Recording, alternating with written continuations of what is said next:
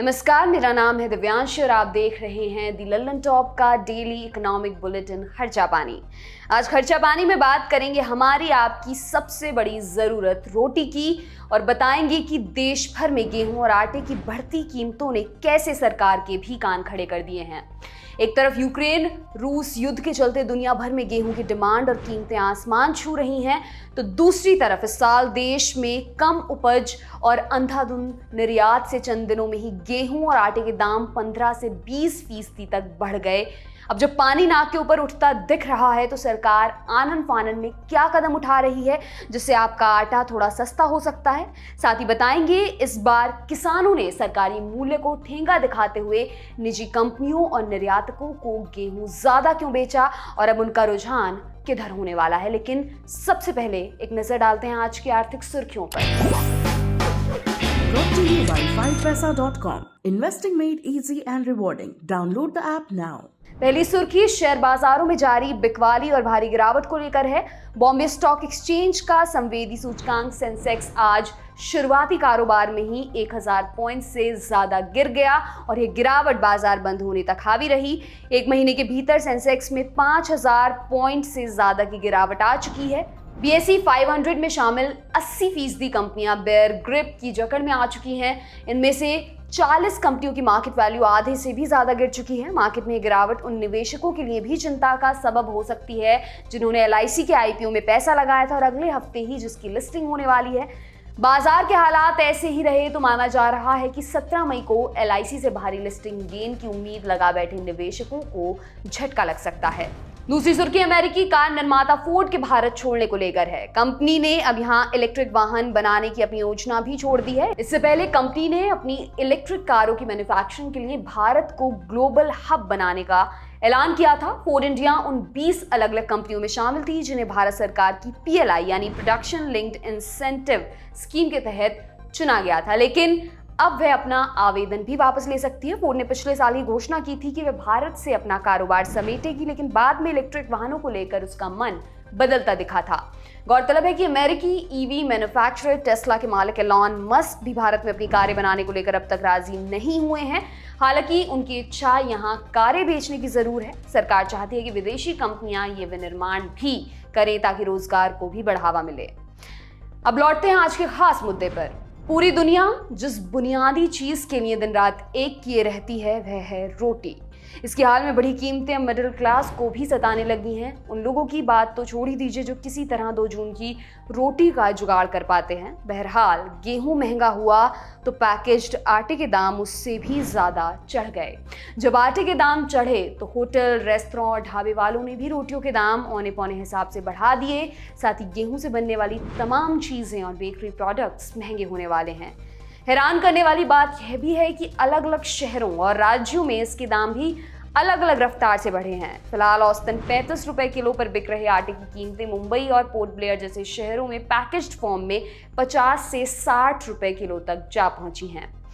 खैर, अब गेहूं और रोटी की कीमतों में लगी आग से सरकार भी सकते में आ गई है और उसने कई मोर्चों पर इसे कंट्रोल करने की योजना बनाई है। आज कई अखबारों ने शीर्ष अधिकारियों के हवाले से एक रिपोर्ट छापी है जिसमें यह कहा गया है कि सरकार गेहूं के निर्यात पर बंदिशें लगाएगी, यानी बिकने के लिए देश के बाहर जा रहे गेहूं की मात्रा सीमित करेगी ताकि घरेलू बाजार में सप्लाई सामान्य हो सके और कीमतों में नरमी आए। हालांकि ऐसा करने में भी सरकार को महीने भर का समय लग सकता है और शायद तब तक गेहूं आटे के दाम आपको और सताने लगे। इस पर एक्सपर्ट के साथ विस्तार से चर्चा करेंगे, लेकिन यह भी जानते चलें कि आखिर दुनिया में सबसे ज्यादा गेहूं पैदा करने वाले देशों में शुमार रहे हमारे भारत में ही गेहूं की किल्लत और महंगाई क्यों सताने लगी। हुआ यूं कि यूक्रेन और रूस दुनिया में सबसे ज्यादा गेहूं पैदा करते हैं और निर्यात भी। साल 2019 में रूस और यूक्रेन ने मिलकर दुनिया का 1/4 गेहूं निर्यात किया था, लेकिन यूक्रेन पर रूस के हमले के बाद न केवल उत्पादन गिरा बल्कि सप्लाई चेन भी चरमरा गई। इससे दुनिया भर में गेहूं की भारी किल्लत हो गई है।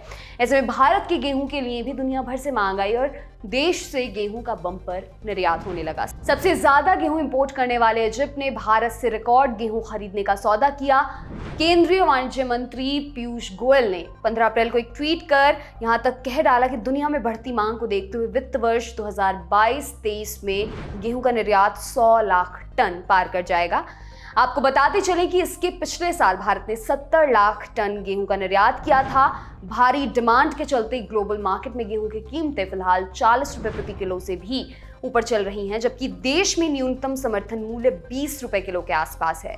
एक्सपोर्टर्स की ओर से बढ़ी मांग का नतीजा यह हुआ कि किसानों को मार्केट में ही सरकारी मूल्य से कहीं अधिक दाम मिलने लगा। ऐसे में सरकारी मंडियों में खरीद घट गई और ज्यादा से ज्यादा गेहूं एक्सपोर्ट होने लगा। दूसरा संकट यह आया कि मार्च में अधिक गर्मी के चलते कई राज्यों में गेहूं की पैदावार पिछले साल के मुकाबले घट गई। ऐसे में अप्रैल में गेहूं के दाम अचानक बढ़ गए, जो अब भी ऊपरी स्तरों पर हैं। अब सरकार ने फैसला किया है कि हालात से निपटने के लिए निर्यात को थामना होगा और सरकारी स्टॉक बढ़ाकर मार्केट कीमतों को कंट्रोल करना होगा। हमने इस बारे में कृषि मामलों के एक्सपर्ट से बात की और जानना चाहा कि सरकारी पहल से आम ग्राहकों को गेहूं की महंगाई से कब तक और कितनी राहत मिल सकेगी। देखिए उन्होंने इस पर क्या कहा। देखिए, आटा जो है बाजार में उसके दाम इसलिए बढ़ रहे हैं क्योंकि जो अच्छी क्वालिटी का गेहूं है वो काफी हद तक एक्सपोर्ट हो रहा है, और जो हमारे यहाँ पे डोमेस्टिक प्रोसेसर हैं, जो ब्रांडेड कंपनियां हैं, वो भी क्वालिटी से कॉम्प्रोमाइज नहीं करना चाहेंगी। तो उनको भी जब रॉ मटेरियल के ज्यादा पैसे देने होंगे तो निश्चित रूप से प्रोसेसिंग पैकेजिंग का खर्चा तो उतना ही है, और पेट्रोल के दाम बढ़ने से ट्रांसपोर्टेशन कॉस्ट भी बढ़ गया। पैकेजिंग मटेरियल जो पॉलीमर्स बनते हैं वो भी पेट्रोलियम प्रोडक्ट के हैं, उनके रेट बढ़ गए, लेबर के रेट बढ़ गए, और अब तो ब्याज भी बढ़ा दिया आरबीआई ने। तो इन सब बातों को देखते हुए खाद्य पदार्थों के, खासकर व्हीट बेस्ड प्रोडक्ट्स के दाम बढ़ना लॉजिकल, क्योंकि बाकी सब जिसको हम फैक्टर ऑफ प्रोडक्शन बोलते हैं इकोनॉमिक्स में, वो सब महंगे हो गए। तो ये बात हमारे सामने। अब अगर भारत सरकार बैन लगाती है एक्सपोर्ट पे, तो जिन व्यापारियों ने प्रोडक्शन गेहूं खरीद के स्टॉक में रखा हुआ है, वो इस उम्मीद में कि शायद आने वाले दिनों में और रेट बढ़ेंगे, उनके लिए मजबूरी ये हो जाएगी कि उनको रिस्ट्रिक्शन आने के कारण लोकल मार्केट में माल बेचना पड़ेगा, जिससे डोमेस्टिक मार्केट में व्हीट के दाम नीचे आएंगे। दूसरी तरफ से किसान को जब वो पैसा देंगे ही नहीं, क्योंकि अब उनको बेचने का ऑप्शन बचा नहीं, तो किसान मजबूरी में एफसीआई के पास जाएगा। जो भारत की फूड सिक्योरिटी के लिए एफसीआई खरीदती है, उनको खरीदने का मौका मिलेगा। लेकिन ये सारा निर्णय भारत सरकार को जल्दी करना होगा, इसी महीने करना होगा। जून जुलाई तक का टाइम नहीं है, क्योंकि हार्वेस्टिंग हो चुकी है। अब जो स्टॉक्स हैं वो सप्लाई चेन में है। अब ये डिपेंड करेगा कि किसके पास कितना स्टॉक है और कितना जल्दी व्यापारी अंतर्राष्ट्रीय बाजार में निकाल सकता है। पहली बात ये भी हो सकता है कि भारत के व्यापारी यहां से माल निकाल के दुबई में, सिंगापुर में, बाकी इंटरनेशनल मार्केट्स में स्टॉकिंग करें, क्योंकि अंतर्राष्ट्रीय बाजार में यूक्रेन की अब अगली फसल आने में भी टाइम होगा। क्योंकि पहली बात तो वहां स्थिति इतनी खराब हो चुकी है, ब्रिज टूट गए होंगे, सड़कें टूट गई होंगी, वेयर हाउस टूट गए हैं, मैन पावर नहीं है यूक्रेन में, लोग माइग्रेट कर गए हैं। तो यूक्रेन में सप्लाई कंस्ट्रेंट अगले 2-3 साल रहेगा। तो अंतर्राष्ट्रीय बाजार तो ऊंचे स्तर पे रहेगा ही रहेगा। लेकिन जो भारत के बड़े व्यापारी हैं और जो अंतरराष्ट्रीय कंपनियां हैं जो व्यापार में है, कृषि व्यापार में, वो सब भारत से जल्दी खरीद के अपने बाकी गोडाउन्स में माल को शिफ्ट कर देंगी, और फिर वो वहां से अंतरराष्ट्रीय बाजार में खेलेंगी। तो अगर भारत सरकार को अगर निर्णय लेना है, तो उनको वॉर फुटिंग पे तुरंत निर्णय लेना पड़ेगा, नहीं तो स्थिति काबू से बाहर हो जाएगी। जैसा हमने पिछली बार देखा था प्याज के मामले में, हमने कभी और देखा था सरसों के मामले में, पिछले साल सोयाबीन खल के मामले में ये हुआ था कि हम लोगों ने एक्सपोर्ट कर दिया, बाद में पता लगा डोमेस्टिक सप्लाई नहीं है, और किसानों को 30-35 रुपए में जो चीज मिलती थी वो 100 रुपए में खरीदनी पड़ी। तो ये स्थिति व्हीट में ना आ जाए, इसीलिए भारत सरकार को देरी किए बगैर तुरंत इन पे जो भी निर्णय लेना है जल्दी लेना पड़ेगा। फसल के आखिरी समय यानी मार्च में अचानक अधिक गर्मी से गेहूं पैदावार का घटना कई मायनों में चिंताजनक है। ये ग्लोबल वार्मिंग का नतीजा है, तो भारत ही नहीं पूरी दुनिया के लिए खतरे की घंटी है। हमने एक्सपर्ट से यह भी जानना चाहा कि पैदावार में अनायास गिरावट का ट्रेंड बना रहा तो हालात किस कदर खराब हो सकते हैं। फिलहाल किसानों से खरीद और स्टॉकिंग को लेकर सरकार की नीतियों में कुछ बदलने की जरूरत है। देखिए उन्होंने इस पर क्या कहा। देखिए, सबसे पहले हमें ये समझना होगा कि जो गेहूं है वो एक सर्दी के सीजन की क्रॉप है। कोल्ड क्लाइमेट क्रॉप है, उसके लिए खास टेम्परेचर चाहिए होता है जिसमें जो पौधा है वो भरपूर पैदावार दे। इस बार जैसे हमने देखा फरवरी मार्च में जब सीड सेटिंग का टाइम होता है हार्वेस्टिंग से पहले, इस बार जो जलवायु परिवर्तन के कारण जो क्लाइमेटिक टेम्परेचर था वो नॉर्मल से ज्यादा था। इसके कारण जो सीड सेटिंग होती है, जिसके कारण हम कहते हैं कि किसानों को पूरी पैदावार मिलनी चाहिए, वो नहीं मिली।